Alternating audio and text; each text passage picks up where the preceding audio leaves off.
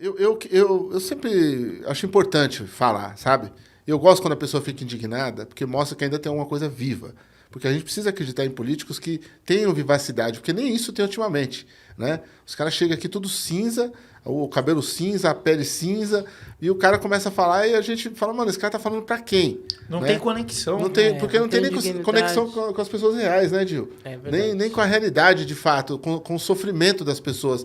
O cara vem aqui e fala de estatística, ó, cada morador aqui custa tantos mil, pro transporte público o morador custa tantos mil. Não, o morador tá vendendo o suor dele de graça para as pessoas lá do outro lado da cidade, né? As pessoas saem daqui novas ainda, com 18 anos, às vezes menos, para trabalhar para a elite, e com 70 anos estão trabalhando de cuidadoras ainda, porque o velho na periferia ele é cuidador do velho rico, ele não tem nem como envelhecer, sabe, sem ter que cuidar do próximo, tem que gastar costa, joelho, né, ter artrose, tem um monte de problema. E não tem o direito à aposentadoria, né, gente? Então, chega assim, a uma certa idade, o pessoal de se aposentar e não é aposentado. Não é aposentado. É tudo muito ruim, muito né? Eu tenho uma estratégia, assim, eu tenho uma visão estratégica. Como foi? Eu passei como prefeito a pior crise. Qual foi a pior crise? Não a guerra que nós vivemos do Covid. Covid também passei. Mas 2014 a economia brasileira quebrou. 2015 péssimo, 2016 os reflexos. O que eu fiz? Eu investi no empreendedorismo na minha cidade. Eu fiz as conexões exatas para criar um ecossistema que um contribuísse com o outro. E eu vi ali uma ferramenta indispensável. Vi mais, eu vi as mulheres da periferia se destacarem com habilidades especialíssimas, porque controlam um orçamento minúsculo, tem gestão, tem um grau de comunicação, porque se não tiver comunicação na periferia, você não consegue nada. Tem um grau de inteligência emocional maior, porque quebra tanta cara na vida que precisa criar inteligência emocional e dar inteligência emocional para os seus filhos, para eles não saírem arrumando confusão e atrito e briga e tudo mais, e acabarem gerando problemas maiores. E a habilidade de vender, a comunicação. E aí eu fiz um ecossistema para começar a dar oportunidade para essas mulheres, para dar oportunidade para os empreendedores. Sim. Eu vi a formatação do MEI, fiz uma maior escalada para criar MEIs. E MEIs, por que MEIs?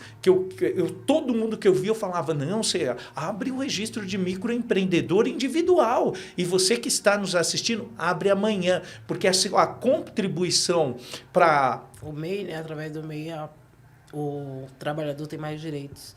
Ele vira formal. Ele fica formal. Sim. Mas o MEI foi uma roubadinha do Temer, porque as pessoas perderam o direito total de 13º, de férias. Mas não para trabalhar. O MEI, por exemplo, para o empreendedor mesmo vir para a formalidade. Sim, o empreendedor sim, mas ele acabou sendo usado para tudo, né? O cara tem 10 funcionários, ele manda todo mundo MEI, ou então manda embora. Mas isso aí não tem... o que ocorre? Nós estamos vivendo um tempo atípico. Qual é o tempo?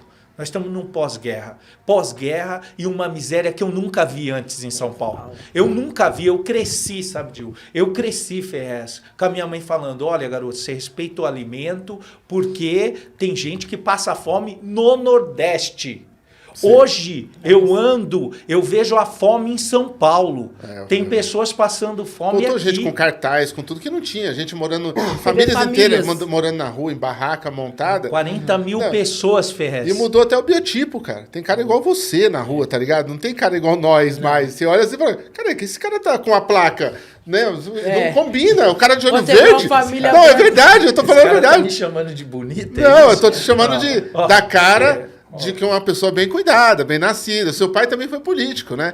Então, você tem um privilégio de aparência nesse país que muita pessoa não tem, né? Infelizmente. Não é culpa sua também, não, mas meu pai foi um político desbravador.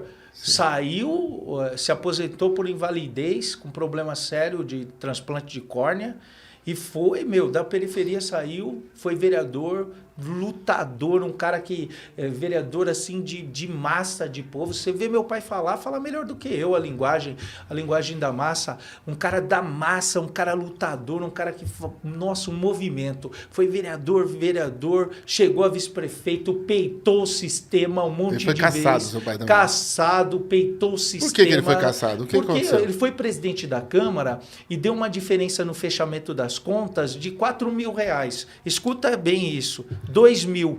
Quando veio essa lei de ficha limpa, tinha um processo que é o seguinte, o cara de 4.000 é caçado e o cara de 4 milhões também. Não tinha um bom senso, não tinha uma verificação correta. Na verdade, era desrespeitada a opinião popular. Isso não pode, um contrassenso isso, por causa de uma... É a mesma coisa que você ser preso, por exemplo, não estou justificando isso, mas é a mesma coisa de você passar por um processo de uma pessoa que pegou uma bolinha de gude, que estava isso, e não foi isso. Foi uma falta de prestação de conta de um outro vereador que gerou isso. Agora, ele foi um processo de estruturação. Você vê a luta do meu pai pela periferia, a luta de transformação que o cara fez, o que ele representa hoje, tá louco, é um orgulho de trabalho, e ele foi planando assim a estrada e falando. Quando eu fui vereador a primeira vez, fui o único vereador da periferia e de oposição, o único. O mais votado da história. Então não tinha essa, eu falava... Você pequeno, você já seguia seu pai nas ideias de política? Assim? E você chegou a ver seu pai político, você sendo pequeno?